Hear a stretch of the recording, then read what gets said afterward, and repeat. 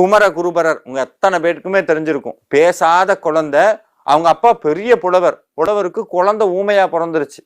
இவருக்கு பிறந்த குழந்தை ஊமையா பிறக்கவும் ரொம்ப வருத்தப்படுறார். முருகப்பெருமான்கிட்ட குமரகுருபர சுவாமிகளுடைய அப்பா ரொம்ப வேண்டுறார், பையன் பேச மாட்டான்னு. ஒரு காலகட்டத்துக்கு மேல இதுக்கு மேல நம்மளுடைய பையன் பேச மாட்டான், இந்த வாழ்க்கை வேண்டான்னு தங்களுடைய வாழ்க்கையை முடித்துக் கொள்வதற்காக கடலுக்குள்ள போறாங்க. கடலுக்குள்ள போய் கொஞ்ச தூரம் போனதுக்கு அப்புறமே கடற்கரையில ஒரு அர்ச்சகர் வேடத்துல ஒருத்தர் வந்து ஒரு பூவை காட்டி அந்த குமரகுருபரர்கிட்ட நீட்டுறாரு. இது என்னன்னு கேட்டோம்னா, கடல் அங்கிருந்து பார்த்தவன் பூன்னு கத்துறான். கத்துன அத்தனை பேர் அதிசயப்பட்டாங்க, ஊமையா இருந்த குழந்தை இப்படி கத்துறானேன்னு. கரைக்கு வந்து அந்த நிமிடமே முருகப்பெருமான் மீது கந்தர் கலிவெண்பா பாடுகிறார். பூமேவு செங்கமலன்னு தொடங்கக்கூடிய கந்தர் கலிவெண்பாவை பாடியவர் குமரகுருபரர். குமரகுருபரருடைய ஊமையா இருக்க வேணுங்கிற தலையெழுத்தை மாத்தியது திருச்செந்தூர்.